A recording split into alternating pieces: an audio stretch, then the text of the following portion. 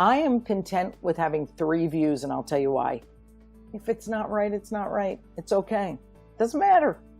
Because all it is setting up an expectation.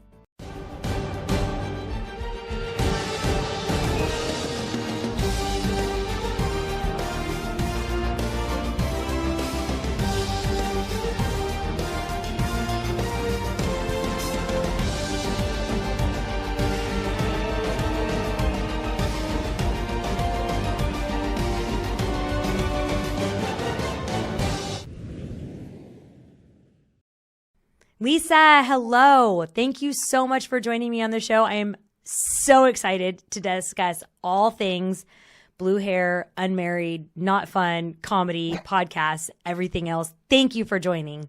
Of course. Oh my God, we did it, girl. We finally scheduled. Thank you.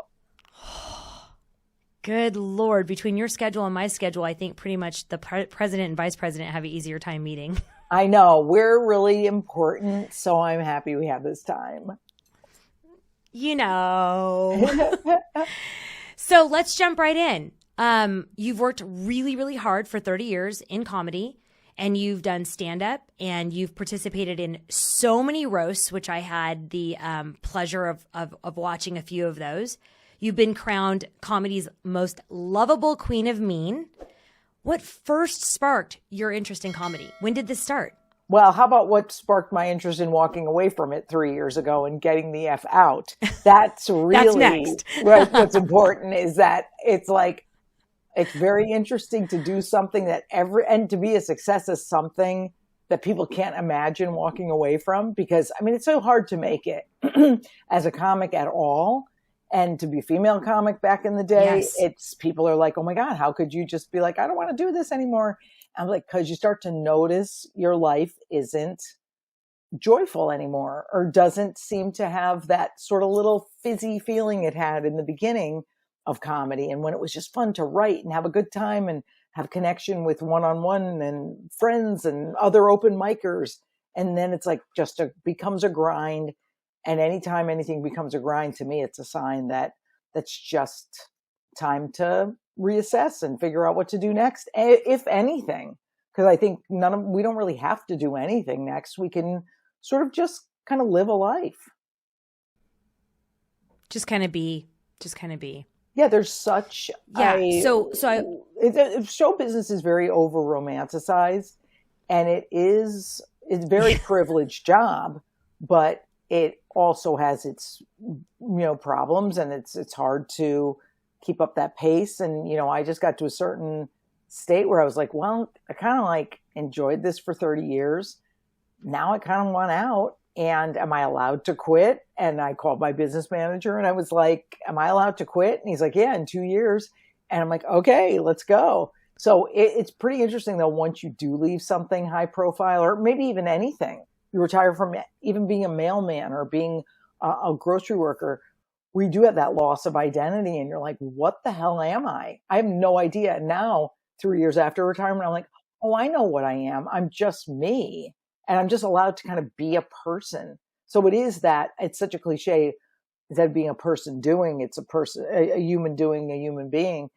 I kind of just be a lot, which I think is really healthy at this stage. That's incredible. So let's go back, because I know you quit, and I want to dive deeper into that. There's so many things to unpack there, but I want to start with what made you choose comedy, and did you intentionally and actively choose comedy? Yeah, I think people have that stupid saying, I didn't choose it. It chose me. It's like, it chooses me every day. Enormous amounts of food, but I can't eat it anymore because I had bariatric surgery 12 years ago. I mean, a lot of stuff chooses us. Stop being dramatic. So I think it was mostly because I think a lot of comics, actors, performers, anyone in the spotlight was either had a need to be seen, had a need to be looked at and heard and validated in some way. And I don't think the people with the healthiest relationship with their parents ended up stand-up comics who have to stand up in front of 3,000 people and command attention and yell at them if they don't listen.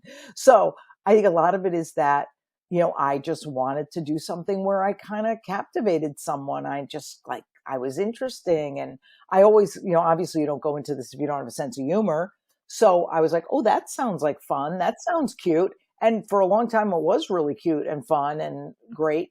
And then you're like, oh my God, I cannot stand this anymore. On stage, yes, but the lifestyle. So I think at 30, when I started, I was smart enough and mature enough to know after a first career in journalism that, oh, this is going well. I'm going to kind of be okay at this and maybe even make a living at it. Like, it was a cute, great fantasy. And when that's happened and then it went beyond, I was like shocked, but I just got on this sort of treadmill of like, now I got to keep it up. Now I got to keep going bigger, bigger, bigger, bigger, bigger, until you realize the accomplishment doesn't do shit. Like, it really does never make you feel better about yourself. So, which is what which I was gonna talk to you about. So, how many times were you the brunt of your own jokes, and it was covering something emotionally or trauma that you'd maybe felt earlier? Well, I mean, I am an insult comic, or was an insult comic. So a lot of the roasts, a lot of just my style was, I grew up watching Dean Martin roasts on TV. This was probably before you were born. And they were just really fun. And all the people looked like they were in a good time and they were all friends, I thought. And I was like, well, that's what comedy is. Okay, I want to do that. So it did feel inclusive and connected. And so I think I was always just kind of looking for connection. So I didn't have a sort of thing where I had a rule of like, I got to get me first before I get them. But I like put in, fat jokes when I was fat. I did old jokes. I did, horror jokes. I did like anything that I was just kind of like goofing on about myself, I think was fine, because it was just like, okay, I'm going to bring my flaws to the table and then I can point out theirs. So I didn't find it stuff I wasn't working on, because I was actually actively going to therapy, since I was 25. And I just think it was like, those are real things that are issues in my life, and let's talk about them. So, question, did you ever did you ever have friends not want to maybe share information, or maybe that got like a little hesitant to be around you because they didn't want to be part of the jokes? Well, you never really make fun of your friends if they're in the audience. At least I never did, because it never lands. People know it's somebody it doesn't make any sense. You never have audience plants or whatever. But I did have like a boyfriend here or there that'd be like, well, I don't want to be included in the jokes. And of course, me at the time being emotionally unavailable, I'd be like, well, I guess that's a deal breaker. I guess we have to break up. So in other words, I just think it was a way of me sort of getting out of and sabotaging that relationship. So self-sabotaging. Yeah. Yeah. And I think a lot of that is pretty interesting stuff that now in hindsight, I could go, oh, that was a hill I chose to die on. That was stupid, but it's growth. It's what you have to do. But no, I was never a person. If somebody said something funny in real life, I'd say, oh, can I use that? Because my sister, I remember once, it was really funny. I had told her, just we were talking. I said, oh man, 3 of my ex-boyfriends died in like 6 months. And I wasn't close with them or enemies, but I was just like, well, isn't that wild? Right. And she goes, I said something about, well, you have sex with me, you die. She goes, you should have a show called The Deadliest Snatch. And I was like, that is so funny that like, I have to use that. She's like, sure. So usually anyone who was around me knew that, hey, I'm going to use your stuff if you don't use it. So, but most people, it wasn't like we're Kathy Griffin, Howard Stern always says to her, I'm not going to hang around with you because you'll talk about what I talk about off stage and you'll put it on stage. But I was never that's not my thing to do. Got it. Did you ever bomb a show? And I mean, when I say bomb a show, not that the jokes weren't landing, but like bomb a show. Yeah. I mean, rarely, only because I started, again, I think me starting at 30 instead of 20, I sort of knew how to get out of situations and I knew my personality. But I mean, there are shows where there was this one where I sort of, the show that turned me into an insult comic wasn't really a bomb thing. It was more like where I did my little set. It was just like 10 minutes. It was very early on. And the guy after me went up on stage and he was bombing. Like he was, like Emily Dickinson once said, he was eating his own cock. So this guy was doing horribly. and someone yelled, "Hey, bring back the fat chick." And anyone else with self-esteem would have just heard the bring back and go, "They want me back on stage." And all I heard was fat. And that, as we know, is the worst word when you have a lot of shame about body size. So that did turn me into where I said, it hurt me, even though it should have been a compliment, the bring back part. I remember being home that night at my parents' house and just writing tons of insults like, oh, if somebody calls me fat and they're skinny, I'm going to say this. If an ugly guy calls me fat, I'm going to say this. So it turned me into like this person with this great comebacks, and I just started doing them as jokes. So again, the show wasn't a bomb, but it felt so heavy and hard and awful. But it did lead to the path that I was supposed to take. That's amazing, Lisa, because I love how personal that you get about that. And I also, too, we're going to talk later on in the show, I love the growth and the disruption of going, hey, you know what, I need to get deeper here. That's amazing. Yeah. You said that during COVID-19 that you turned inward and that you started getting rid of friends who didn't serve you. How do you determine, or how did you determine, I should say, when a friend was no longer serving you? Well, there are things we cling to, and we talk a lot about on my podcast, we talk about attachment, and we cling to them out of nostalgia. We cling to them out of scarcity, out of fear of being alone, and just fear in general of anything. And there had been some friends that just I had been noticing over the years, just like with comedy, I'd noticed over the years it wasn't joyful, that I had more of a heaviness when I hung up the phone than when I picked up the phone. And I just said, I got to do a friendship declutter, because it's not helping them either. Like me caretaking someone to death isn't helping them. It's taking away from their own agency. It's me interrupting their journey. So if I'm caretaking someone and that's our primary relationship, it's got to go. So, that felt really good to let go. I'm not a fan of active alcoholics. I'm not a fan of active drug addicts. They have my empathy, but that's not something that I can be around, because I just don't like it. I don't like the way it makes me feel like I can't communicate with them, and I feel like it's out of control. And I had to just write off or bid adieu to someone who was actively drinking every night. And it's sad, but again, I can't enable that relationship. So I think you do have a fair amount of grief, even if it's your choice and you're sad about it. And then you realize, for sure, the sadness is lifting a little. So my life a year later, I'm like, oh, that was really healthy to do that. It wasn't helping them. Right. What do those conversations look like? Like, how did those conversations happen? Well, one, the alcoholic I knew I couldn't talk with. I knew she wasn't communicative about that subject. So I just, I had said, do you want to get together and chat in person? She said, I can't handle that. I don't have the fortitude for that. And I said, all right, well, take care. And it literally just left it at that, because I offered. The other one was a 35-year relationship, 35-year friendship. And I'm not ready to talk. I'm not ready to talk, she said. And it did dawn on me, this relationship is over, because she's too fearful to talk to me. I'm too caretaky to let this go.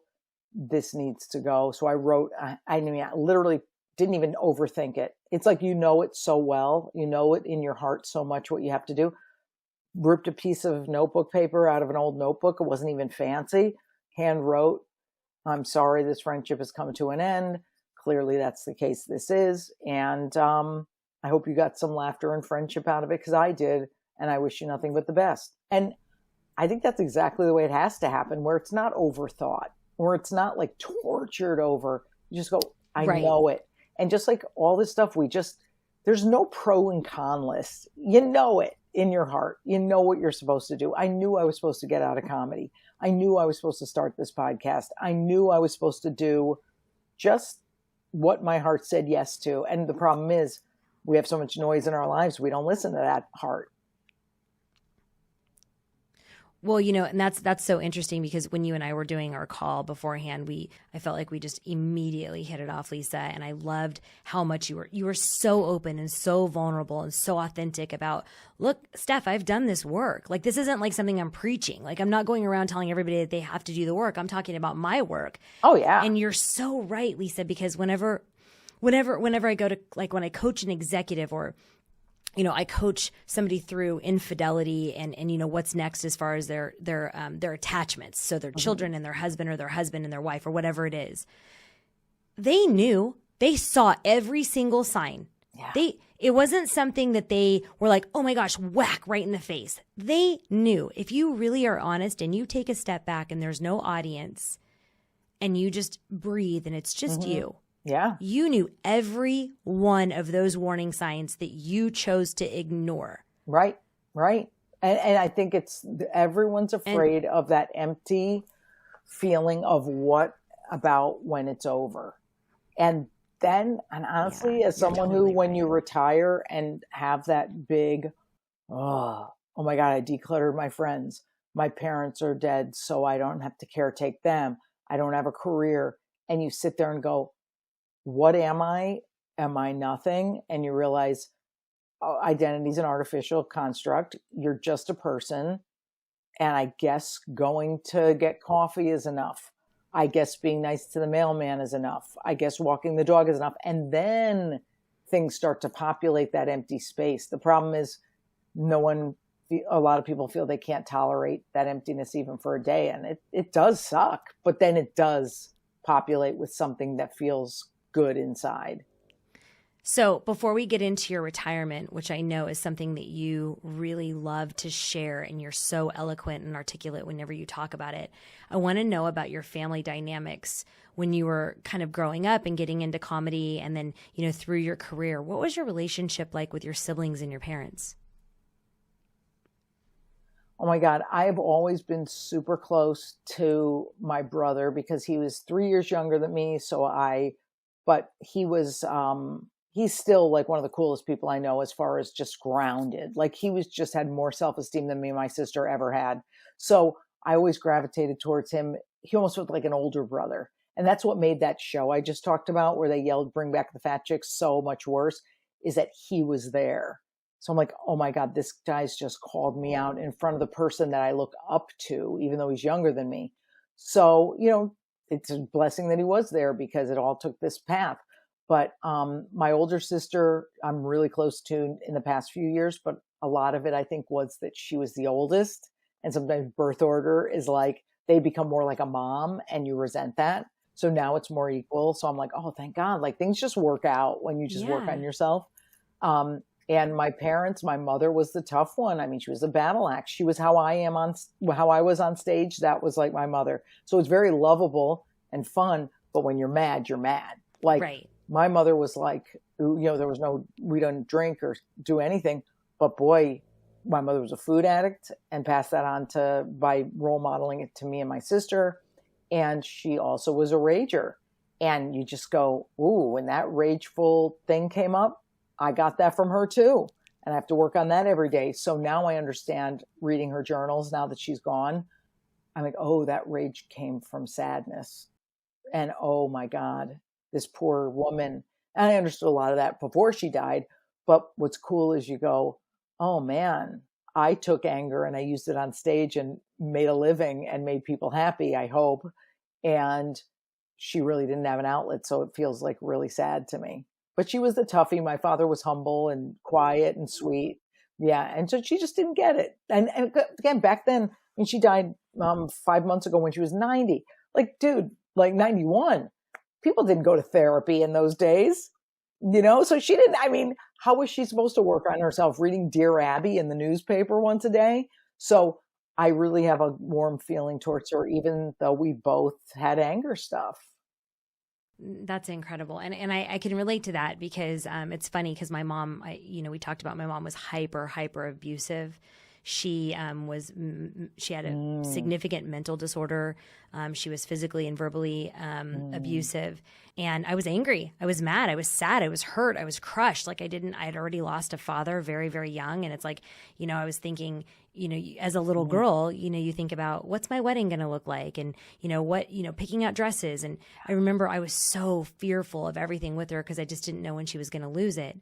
Now, after all of the work, Lisa, after all of the work and all of the therapy and all of the coaching and all of the stuff, my mom didn't have an outlet. She didn't know. She didn't have anybody to actually show her. Not that she would have, because the therapist has said a million times, Stephynie, you figured it out. She could have gone somewhere to figure it out. She didn't. But I think she honestly did the best that she possibly could with the tools that she had. Like, I don't think that she could do any better with what she had. I agree. I had a spiritual counselor once who said, and people misunderstand this, and I don't agree. I agree with this woman. She said, if people could do better, they would. And I'll have friends push back and say, yeah, but I would do it this way. I'm like, yeah, you couldn't do better than they did. They can't. So my mother couldn't go on Lexapro and straighten it out. My mother couldn't vent at church and come home happy. You know what I mean? So it shifted for me a few years ago, thank God, way before she died, to every time she would do something, I don't know, it just happened one day. I was like, oh, poor thing. Like, it just went to poor thing.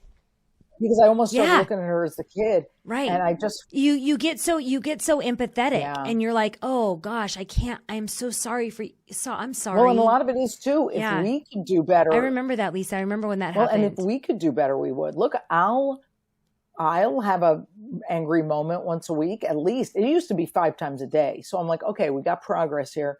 But once in a while, I'll be like, this fucking asshole or whatever, and just be like, oh, really? Or something. And then I'll go, okay, if I could do better, I would. And hopefully that'll be tomorrow. So the self-forgiveness is a lot. And our parents didn't know about self-forgiveness. They didn't know about any of that stuff where you can't have to be compassionate towards yourself. So I think we're really lucky that we grew up in an age that we could work on that stuff. I agree. So I want to dive into retirement. It seems to me, in just the very short conversations that we've had, Lisa, that this was one of the most difficult times in your life. And you've touched on it briefly, like that moving out of, Lisa, the hysterical one, the funny one, that all of these different adjectives that come with your name, into just Lisa. Why do you think it was so difficult? Because I'd been using, like most of us, artificial means of making myself feel better my whole life. So one of those is achievement, accomplishment. And when the world is opening up to you and going, oh, Carnegie Hall sold out, so let's do Radio City. Okay, let's do a 5 HBO, an HBO special after 4 Comedy Central. Okay, here's a TV deal. Okay. And you just get on this thing, and you've been medicating with that for so long that when you finally take it and stop it all, and all you've got is you did all this crap because you didn't think you were enough. Well, then you're doing nothing. So of course you think you're even less than not enough. And you're like, what the F am I?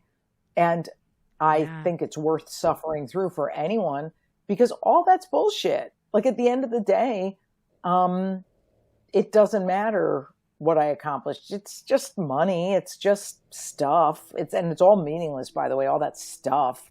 And you just, at the end of the day, go, wow, people who know how to live simply. And I don't mean, strict stoics or minimalists or, people who live on communes and stuff. I just mean people who know how to have a simple day. I followed this account on Instagram called Philosophy of Leisure. And it's all this, like, these tips on, like, just kind of being. And I'm like, oh my God, I literally am like a high school girl. I print the things out and put them in a notebook, because I'm like, I have to remember that it's okay to just be.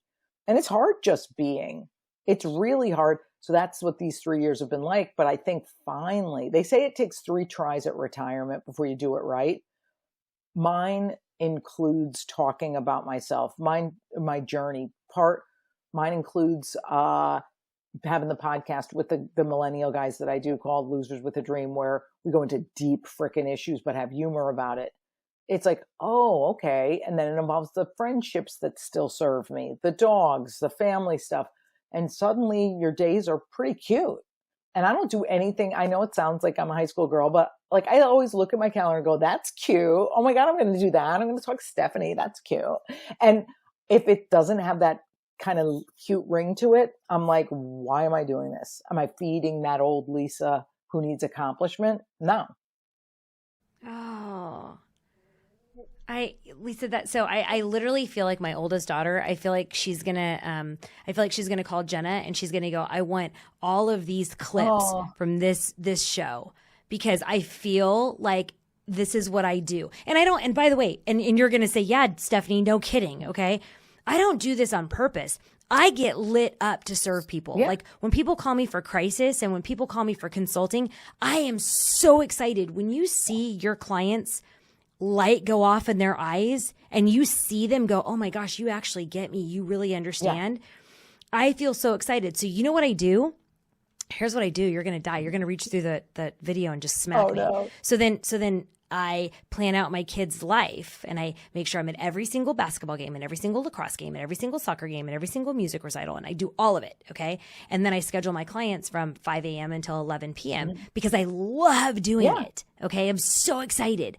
And then I'm like, oh man, I had that 26 minutes where I really blew it. I didn't have anything scheduled then. And my daughter's literally throwing stuff at my head going, Mom, get your crap together. Like you could have just sat and drank 2 cups of coffee instead of 1. Yeah. And I think that does happen. Lisa, dude, it happened to me the other day when I had a lot of back-to-back appearances and there was 10 minutes and I walked into the other room and I'm not overscheduled at all, but it was this 10 minutes of the perfect light outside that indicated a little sadness for some reason. I'm in the house I grew up in. It's tons of pictures. And there was a little 10 minutes of, I have a sadness come up. And I go, okay, I'm supposed to feel that today. I'm supposed to lean into this 10 minutes and not fill it with, let me go on Instagram or TikTok or whatever. And I just go, maybe the crying is what you have to do. So what are we running from is what we have to ask ourselves. And there's nothing wrong with you loving your clients and getting lit up. But when we stop taking care of ourselves and just become everybody's caretaker, we just want to look at it. And maybe it's fine. Yes. But what's really behind it? No, maybe it's not. Maybe you totally nailed it. You're 1,000% right. And you are like, and here's the thing. Here's the bottom line. I'm not a hypocrite. And I tell my clients to not do that. Yeah. I say, if you're that scheduled and you're running from something, you're hiding from something you don't want to deal with.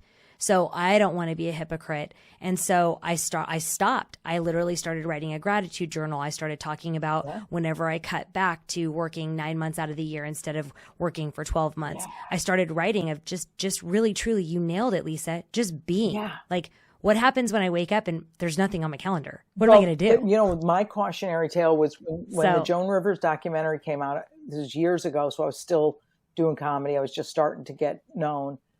And she had a calendar that was so booked. And she said, if I see a date that has an empty spot, I can't handle it. And I watched that and subconsciously I go, that's a warning for me to not be that way. Because that sounds like a sad way to live and harder. And that poor thing was very driven crazy by this schedule. And we're just running. And Jim Carrey calling it the United States of avoidance. Yeah, I mean, we just want to avoid. But then what are we really avoiding? A little sadness, grief, mourning, death of a dream. We did an episode on the podcast about death of a dream. And there's a lot of dreams we have to be sad over that they didn't happen. Maybe I had to be a little sad that I didn't play Madison Square Garden. Maybe I had to be a little sad that I'll never have grandkids. Maybe I had to feel a little sad that I'll never be a good artist or painter. And then you go, oh, well, the sadness didn't kill me. I survived it. So now I don't have to be afraid of mourning other things. Right.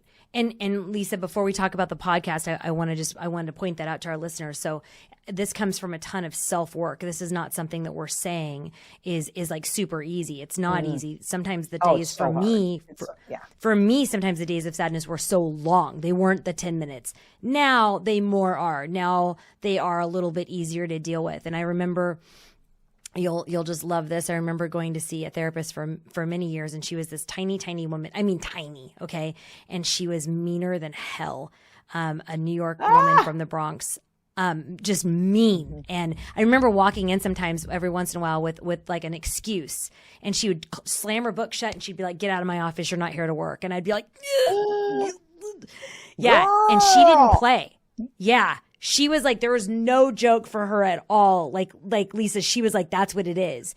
So when you say things like you've been talking about, I think it's so important for people to know that it's a process. It's not something that it's an overnight thing. It's something that takes a lot of iterations. It takes a lot of feeling and a lot of reflection. And sometimes you're fighting with yourself and you're grappling with these big, big things. And that is okay. Yep. The biggest thing that she said to me, yeah, go ahead. No, go ahead, please. Oh, I was going to say, and what people have to remember is I'm not done working on it. I make mistakes in the same shit from when I was in my 20s every day. So people get discouraged and they're like, well, how come I keep making mistakes? Because we call it like permission to be human. You're gonna screw up. And you just have to self-forgive and say, that's okay. But I never trust a coach or a therapist who says they're done with their work, because I will be 90 and still have these issues, but hopefully for a shorter amount of time and fewer times. So I mean, I feel like when you're done, you're dead. Well, yeah, because people think you're going to arrive at a point. There's no arrival. Oh. So I'm not self-actualized. I'm still working on everything, and I make mistakes and have to apologize all the time and just go, wow, that's interesting how once you get your head around it, you go, oh, okay, well, I guess this is my life. I work on myself and that's it. Yeah. So I remember her saying to me, like, I would come in with some whatever theatrical or dramatic, something, like, oh, I got fired, or something bad had happened to me, a breakup or just whatever it was. And I was like, what do I do? What do I do? And she's like, Stephynie, why do you always feel like you have to do something? You just have to be. And I'm like, yeah, but I feel. And she was like, so what? And you know what? Every single feeling doesn't require a response. I want you just to sit with it. And I remember, Lisa, walking in, and this was an expensive therapist. Like I was spending a lot of money to come to this therapy, and I didn't have a lot of money. And so I was coming there. There's times where like our sessions were 12 minutes. And she was like, okay, you're done. Yeah. And I was like, what? And she's like, yeah, no, you're done. Get out. And I was like, what? She's like, yeah, you can't handle anymore. Right now, this is what you need to practice, and you need to work on being still in your thoughts and being still with who you are. And I was like, what is she talking about? And it was so frustrating. That's a hard concept. That's a hard concept for someone of any age, much less 20s, 30s, whatever, And I just started to almost understand it in my late 50s, So I think people will get to it when they get to it. By the way, some people never get to it, and we just have to have tolerance for them and be like, they're worth keeping in my life. They don't know how to do this. That's okay. It's not my job to fix them.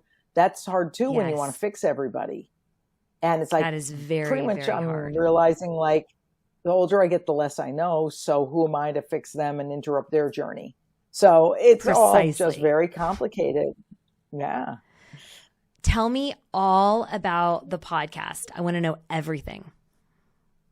Oh my God. I'm so lucky. This is what's wild. When I did feel all that emptiness and go, okay, I don't have to rush to fill it. I'd gotten rid of I had many places to live. So I had sold houses. I got rid of apartments. I got down. I've always only had one car. So I was like, okay, we're good with that. But I had to get rid of 90% of my belongings. I had decluttered these friendships. And I was like, okay, something's going to come into your life. Just have the faith, because something's always come in that's right. Meaning, I thought of comedy. It just came into my heart at 30 years old. So I go, something's going to happen. And my niece had introduced me to these two guys who were doing this open mic in Connecticut. And she's like, oh, you should come see them. They're my friends. And I'm fully prepared for them to suck. Because, you know, I'm a famous comic. I'm like, I'm going to have to tell these guys to quit. And I liked them both. And I saw a little glimmer that, oh, okay, well, they're kind of good for beginners.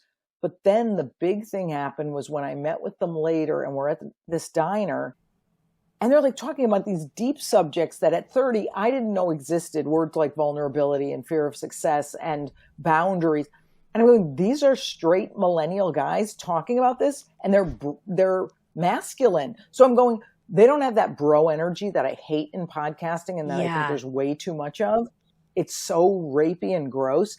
And I'm like, these guys are just, they want love. They want to get married. They want children. They want connection. And I just said to them one day, I go, oh, this is a podcast. You should do it. And they're like, okay. Because I mean, if I tell you something and you're a beginning comic, you're going to listen if you're smart. So they do it. Sure. And I go, maybe I'll come on. Yeah, like maybe I'll come on once a month. And I literally went once to kick it off and I never left. And I was just like, now it's my podcast, bitches. But actually, it's all three of us. And it's called Losers with a Dream, available everywhere. It's getting some traction, thank God. And I cannot tell you, I love every minute of it. There's two things I've loved every minute of. Planning my wedding, even though I'm divorced, I still love planning my wedding. It was so much fun. And I love this podcast and the planning. And I'm such a control freak that I love, you know, planning what goes on TikTok, what goes on this, what goes on that. I said, this is a blast. So each week we take a huge issue. We obviously tell our truths about it, and it's sometimes funny. A lot of the times I make fun of them. And then we get down to like, how are we going to work on this issue in our lives? And I got to tell you, I never had more fun in my life. It's like back when I was describing open micing as a beginning comic, you just have fun. And I'm like, how did this gift come? So give me some ideas. What are some of the topics? Tell me. Well, I mean, the big one that I loved because it was so funny, and we really don't go towards humor a lot. It just happens. But I said to them one day, I go, because they were being judgy about something. I go, okay, you know what? You're doing a podcast on judgment because you fucking assholes have to judge everything. Of course, I'm judging them. So they came in with a list of things they judge. And it was because, you know, you judge every second of every day. Like no one escapes from this. Right. The things they said made me laugh so hard. And I was like, oh my God, that's me. Oh my God, that's me. I do that too. And then we had the big discussion of how to correct that. I loved that one. I also loved the one we did on boundaries. And we had a big one on fear of success because that's a tough concept for people to get their head around. Like, why would you be afraid to succeed? Oh, I know, because we have profound self-hatred and don't think we're worth anything. So we had to really tweeze that apart because they found that hard to understand why. And in a few weeks, or one of these recent episodes is self-sabotage. I love that. So I really love going deep on those big issues that, I mean, kind of I don't hear dudes talking about. And I'm kind of an honorary dude on the show. Right. That's amazing. So Lisa, we're gonna link that podcast so everybody gets to see it and gets to like, you know, hear the snippets of it. We're gonna link all that at the bottom at the end of the show. I want to talk about what projects that you're most excited about that are upcoming for you. Oh, I don't have upcoming projects. I just wait to see what happens. So again, there's no upcoming project. I love you. You're like living like day by day. Because think about it. Like I am lucky enough that I downsized and saved enough money to live small. I don't have to do anything, meaning like I don't feel like I have to achieve. I mean, it's funny. I was a guest on this really big podcast called The Minimalists a couple weeks ago, and we were talking about how they're like, "What's your goal with the podcast?" I'm like, "Well, I want these guys to be able to quit their day jobs." And they go, "Oh, so you want to get them the career that made you miserable?" And I'm like, "Oh my God, you're right. I'm trying to control their future." So my only goal now is to have fun with it. This is hilariously dumb. Someone who's 60 years old. I go, TikTok is a necessary evil in getting listeners. I was dreading it. Do you know, it's the most stupid fun thing. I love it. And I think it's, again, because it's not homework. It's not an obligation. Like the podcast, it's something, this is cute. So I really don't care about anything other than kind of doing fun stuff that I'm connected to. And again, I am privileged in that I had a big career and saved enough to live small, not lavishly, of course, but small.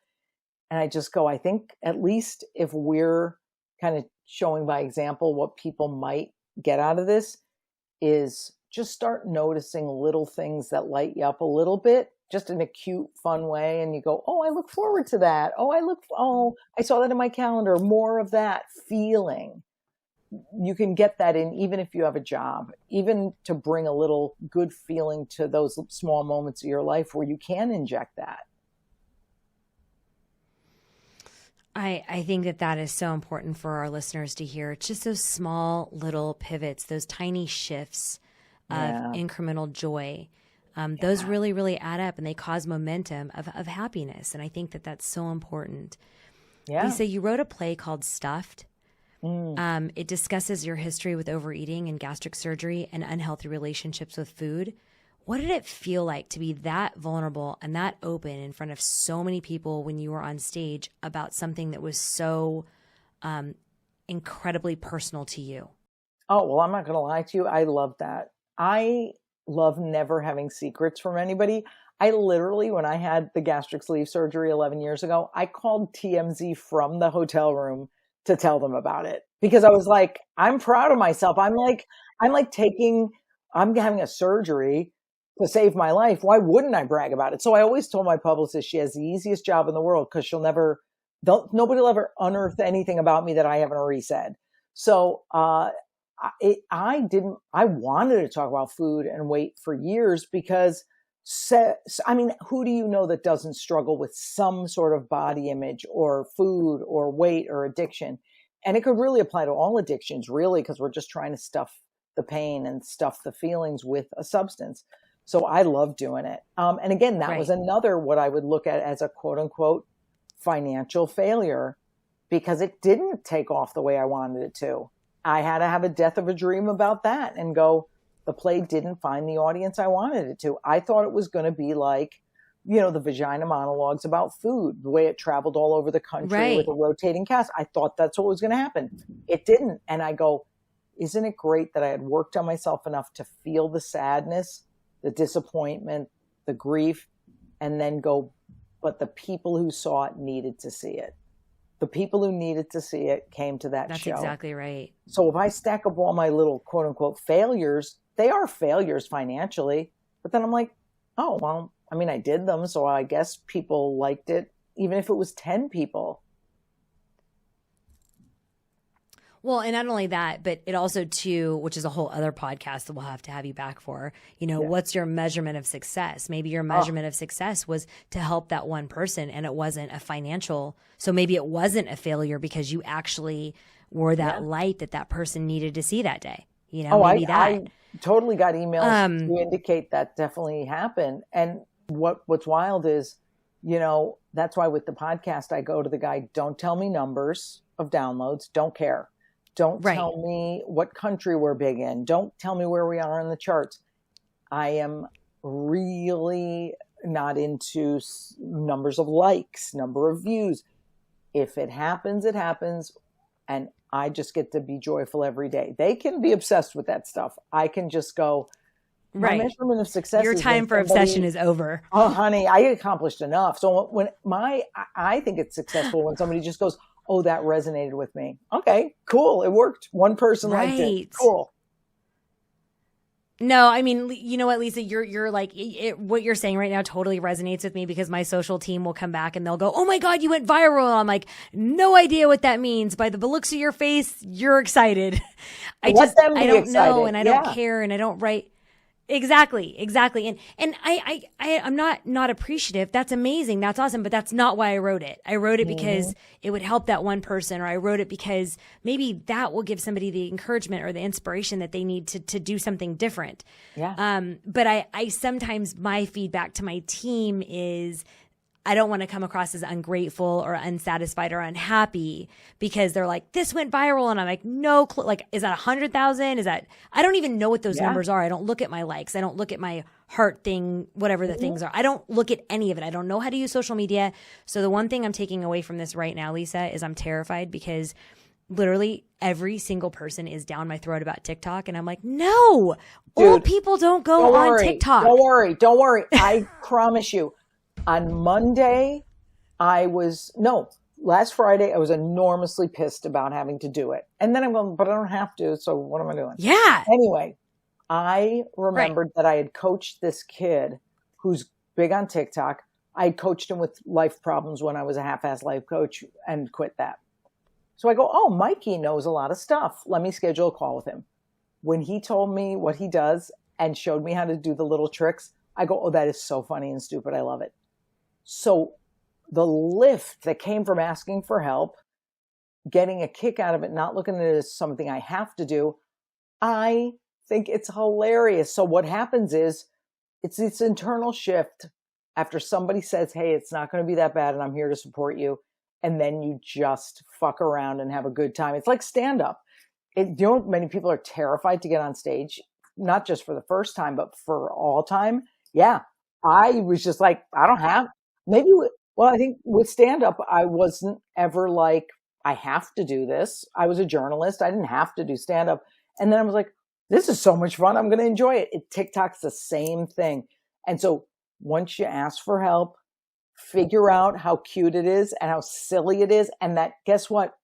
I am content with having 3 views, and I'll tell you why. If it's not right, it's not right. It's okay. Doesn't matter. Because all it is setting up an expectation. Mikey, call me. Call me, Mikey. He'll help you. He's such a great guy. God bless him. Oh gosh, I'm like sweating about it. I'm like, no, I can't do a TikTok. And they're like, it's not a TikTok, it's TikTok. And I'm like, whatever. I know. Well, what's good about it, I was literally where you were 5 days ago. And now I'm cracking up every day because I go, oh, what silly things can we do? Because it's really being permission to be silly. And people don't want to come off silly if they help people. They want to come off all serious. I'm like, oh, fuck that. We have a video where what you do is basically the way to sort of have fun with it, Mikey said, which I think is hilarious. There's trending sounds. So there's a sound that's trending like billions where it's some little girl going, you're my best friend. And like the dog puts the arm around each other, whatever you figure out how to sync to that song. We have a video where literally Nick is looking at Bo in the back of a club and goes, how was your show? And he goes, not good. And Nick goes, let me take care of it, and goes down to blow him. It is so fucking funny. So all it is him looking like he's going down on him and this little kid going, you're my best friend. So basically you just take the dumb shit you do in life, you put a sound to it, and you just go, it's silly and fun. So, and you put words over it and with a glitter. Hysterical. Who gives a shit? And I think you just say, you're putting yourself out there as a fun person and going, I don't care. And but in anything, business or anything, when you have attachments, it takes the joy out of everything and expectations. Absolutely. Lisa, what's your relationship like with food today? It's okay. It's not great. I luckily, for better or worse, my surgeon did a way too good job on my surgery. My stomach does not stretch out. I didn't gain much weight back at all. I sort of got to where the same place for the past 10 years. Kind of over the pandemic, I gained 6 pounds and it's probably gone. I don't weigh myself. So I'm like, oh boy, he nailed it when it came to the surgery, and I kept the weight off. But dude, I'm really not upset. I'm sad that I'll never eat a big meal again. I'm sad that I kept Thanksgiving and I eat 2 pieces of turkey skin and I'm done. Like my stomach is very restricted. And again, yes, healthy wise, great. Thank God. Get checkups all the time, blood work, iron levels back to normal. It was horrible during the pandemic and had to go in for emergency IVs of iron. Okay. Health is great. Thank you, God. Fit into clothes that make me feel like I'm not self-hating as much as I used to be. Fine. But this food stuff, it's my comfort. I try not to go to it. And I am working with a coach on literally intuitive eating, stopping before I'm full, which is really hard because I'm miserable when I'm full, and just getting around the emotion of it. So it's a lifelong struggle, but I will never maybe solve it. And I just go, well, at least I'm still working on it. I'm still in the game, but I don't love it. Right. So what would you tell younger ones based on your journey? What would you tell them to start now? Like right now, like when people talk to me about like my past and like the things, the trauma and where, I was where you were, Lisa, where I would be like, oh, I worked on that. I was young. Yeah. I took care of that. That's done. What I didn't know was it evolves into different triggers. So as you get older and as you evolve, these things come back up. And I was like, no way, I did this. I paid for it. Like this is in a box. It's away. We're good. And we're like, food issues, super cute stuff. Really funny. I had that stuff too, where I was like, my food issues are solved. It's like, really? Good luck. And I've done everything. Done. It's all done. I mean, and with that issue, I did stuff that people are shocked people would do. Like I went to a 28-day rehab for food issues, like committed myself to a place where anorexics, bulimics, and compulsive eaters go, where it's insane. Like no one's done more to work on their food than me. I had a clean slate when I did that surgery because I was like, the trying was insane for 40 years. But I would say you're never done. No issue is ever really solved. It's just solved as much as it can be at the moment. And the big thing is just literally, I don't believe in misplaced hope, but I believe there always is hope that things will get better. So the misplaced hope of, I hope I get viral on TikTok. I hope I get 1,000 likes. I hope, that's bullshit. But there is always hope and it does get better. It sounds like a cliche, but it does. And I think don't be afraid of your feelings. That's a big one too. Like if you need to cry, cry. If you notice though that you're wallowing and stuck, ask for help. So I think the asking for help, not just as we were joking about Mikey and TikTok, you just have to ask for help. There's no shame in it. It's just human, and forgive yourself because you're going to make a shitload of mistakes because like I said, I still do it and I'm twice their freaking age. So I think that one of the important parts that you brought out, this has been so insightful and so enlightening for me, Lisa. It's been amazing. But I think one of the things that you say is don't wallow. So, I have adult children and they, they have loss, they have hurt, they have pain, they have things. And that's okay. I want you to feel every one of those feelings, whether it's loss or sadness or disappointment, whatever it is. But I also want you to give yourself a time. So if you need to lay in bed all day with, ice cream and Netflix, or you need to lay in a dark room and be really sad and cry, that's fine. And when are we done? So we can kind of pick back up the momentum of positivity. How do we start to work on what that pain was so we can actually process it? So I think not wallowing is so important to what you said. Do you think that social media has played a role in any of the eating disorders or the body images that are online now? I mean, not for me, thank God, because when I was growing up, you didn't have anybody to compare yourself to except Twiggy, the model. You know what I mean? Like, so I just had it in a minor way because everybody on TV was beautiful, like, and the people on the Love Boat or whatever, And so we had comparison back then, but yeah, I can't even imagine growing up now and being a teenager and having that pressure. And I don't know how parents deal with that. I'm lucky enough that most of my nieces don't even go on social media. And I'm always shocked. I'm like, how'd you dodge that bullet? So yeah, I think it's really tough. So again, when you ask me off the air if I had kids and I go, oh my God, no. The reason it's oh my God, no is because I think I would have gone insane with worry. I don't think I could have ever handled motherhood because I might have been the most annoying, awful helicopter mom who really was like literally keeping them in the house night and day out of fear of sexual assault and all this craziness. So yeah, I don't envy parents who have to monitor this social media stuff. Yeah, that's me, just so you know. Like, since we're being open and honest and transparent, That's me. Yeah. I'm like, my 26-year-old, thank God, right now lives at home after spending time in Europe and living in Europe and heading to New York before the pandemic. And I mean, if she's not home at 11, I'm like, where are you? Who are you with? Don't take the dark roads. Make sure that you take the.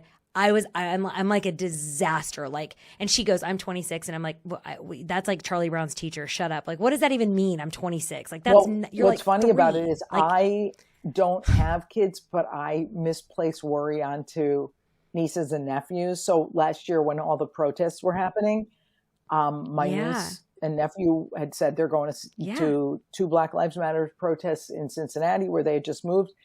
And I'm like, I'm going. I have to protect them. Oh, I'm fucking 59 at the time. You think I'm protecting them? So I get us all outfitted up with, if we get arrested, we've got the lawyer's numbers written on our arm. We've got Depends on, because they say if you should get arrested, they won't let you go to the bathroom. I made them bring goggles and all this crazy shit. Yes. Like, it was amazing. And I thought to myself, this is why I couldn't have kids, because I would have done this every day. My kids would have gone out with a Depends and a fucking bunch of goggles. And the protests were great. But what I realized was they were kind of trying to protect me. So I'm like, okay, we're all nuts. So worry is so difficult. And I don't envy that. Right. No, you're like a massive distraction because you're not cool and they don't want Auntie Lisa to get hurt. Yeah. And like, you're the super cool aunt with the blue hair and everything else, but they're protecting you so they can't even protest right because you're such a jerk, Lisa. Yeah, I'm the worst. Damn it. I fucked up all the protests. But no, it's pretty insane. But hey, we're all dented. A friend of mine once said, we're all dented cans and we're just trying to bang the dents out. And the people who I decluttered were people who weren't banging their dents out. And I just didn't feel it was good in my life anymore. But we're all just got to work on ourselves and try to bang those out. Well, you have a friend here because I have so many dents that I try. I make dents banging the old dents out of my dents. So. Oh yeah, girl. Yes. Well, you know what? God bless. At least we're trying. So, thank you so much for having me, dude. Yeah. And Lisa, we like to end our conversation with one last question. The whole entire show is about obstacles into opportunities. What's the biggest obstacle that you've faced thus far and been able to turn it into an opportunity? Myself. I've always got in my own way. I always overthought. I always, and again, a lot of this was based on trauma of the past. I thank God had no capital T trauma, but had small T traumas throughout childhood, yelling and whatnot. And I think because of that, I turned into an overthinker and I had to calculate everything. And so I go, oh, okay. So the way to not let that get in the way is for me to remove that stuff and to just go with my heart and intuition and not knee jerk out of habit. So yeah, I kind of got out of my own way. And by the way, I'll get in my own way later today and I'll just self-correct. We have to all just realize we're going to fuck up, self-correct, and forgive it. Where can our listeners find you and your new podcast and learn and grow with you? Well, I don't like to brag, but I am at Losers with a Dream on TikTok. Now that I'm into it, follow Losers with a Dream. Also on social media, I'm at Lisa Lampanelli. If you can't spell my name, you don't deserve to follow me. And the podcast Losers with a Dream is everywhere: iTunes, Spotify, YouTube. It's really deep. It's really funny. And honestly, like when they used to ask me to go promote stuff, like meaning when I'd write a book or a play, there'd always be a little part of me that hated promoting. This fucking shit I am so proud of because these guys are so open that I'm like, dude, you got to listen to this. It's bomb. So hopefully people will hear it and like it. That's awesome. Lisa, thank you so much for sharing time and being so real and vulnerable. I'm so excited to have you, and thank you again. Yay. Love you. Mwah, mwah, mwah. Bye.